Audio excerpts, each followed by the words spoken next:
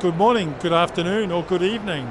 This is Roger Gilbert. I'm reporting for International Aquafeed and Fish Farming Technology.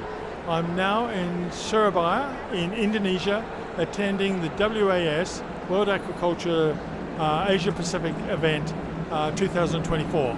I'm on our stand at the exhibition area and I'm in the company of Erwin Suwendi. And he is the head of nutrition and feed technology for a company called Japfa. And he's going to tell me a little bit about that company, but he's also going to tell me the department or the section of the company that he works for. Welcome, Erwin. Thank you, Roger. Thanks for inviting me. Yeah. Explain a little bit about the structure of the company and who you're working for. So I'm working for Japfa. Japfa is one of the largest agri-food companies in Asia. So we have our core business is poultry, and we have few operations in a few countries in Asia, in China, in Myanmar, India, Vietnam, and as well as in Indonesia. So my role is I'm a nutritionist and feed technologist. So I overseeing the formulation for mainly the warm water freshwater fish, right, like carp, tilapia, African catfish. Also marine fish like barramundi, grouper, as well as shrimp, particularly the faname. Yeah. And is shrimp the focus? Is that the dominant species? Yes, I would say in terms of value, but we cannot also forget the freshwater fish, because the freshwater fish bring more volume for us. Yeah. And just tell me, in regard to Indonesia's standing within Asia, is Indonesia one of the leading countries in aquaculture? Yes, I think so. For a few species, let's say tilapia. I think we are one of the largest tilapia producer in the world. We talk about the milkfish. We are also maybe top 3 milkfish producer in the world.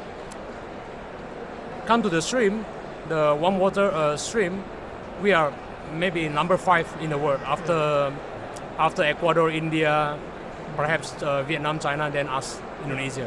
So we have a big potential market here in Indonesia. Is that a domestic market, or is it also driven internationally? For shrimp, it's driven internationally. We export our shrimp overseas. So I would say more than 90% is for international market. Tilapia, we have both domestic and international. Like us, we are also one of the largest integrator of tilapia operation.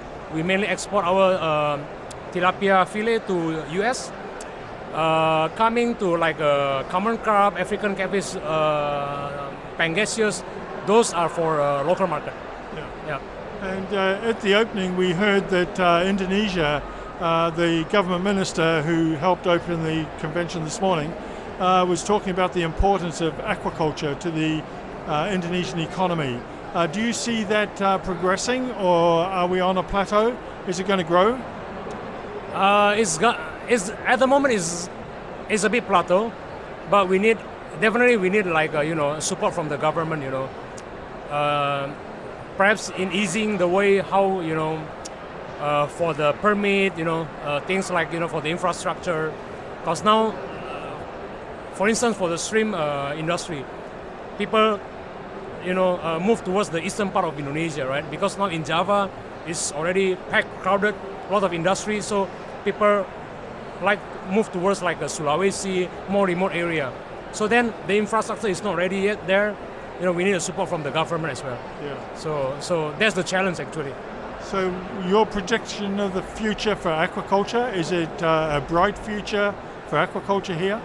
Yeah, I think so. So my personal thinking is we like to promote more seafood to our local market. So we produce like a maybe small size of shrimp, but then we can sell more for our Indonesian, because we are one of the top 3 most populous country in the world. So we have a big market here. But why don't we promote the seafood to our community, to our Indonesian people? But one of the big advantages of Indonesia is you have so much water, marine water, fresh water available for fish farming. Is that a factor still recognized by the government, that this is an area that can develop further? Yes, I think so. But yeah, again, we need to find a good place, good infrastructure, a lot of things, because you see, Indonesia, we have a second longest coastline in the world, right, after the Canada. So in a remote area in the eastern part of Indonesia, people still catching the wild fish, right, like anchovy, like a mackerel. So coming to aquaculture for marine fish, again, is a bit challenging because then you have to grow up to a certain size and it takes longer. And also the problem is the market. Yeah. The market is very difficult at the moment. Yeah. So we're here at the exhibition, or with APA 24.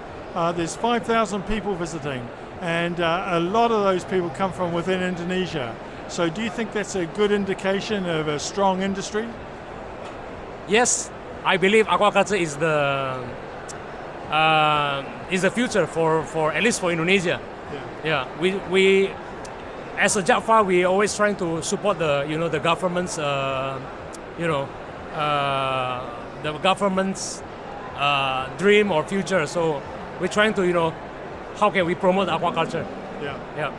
Well, you mentioned population, and that's a very important factor here because the population is growing quite steadily. And I think aquaculture, from what we heard this morning, aquaculture is providing some of the solution when it comes to food for the population.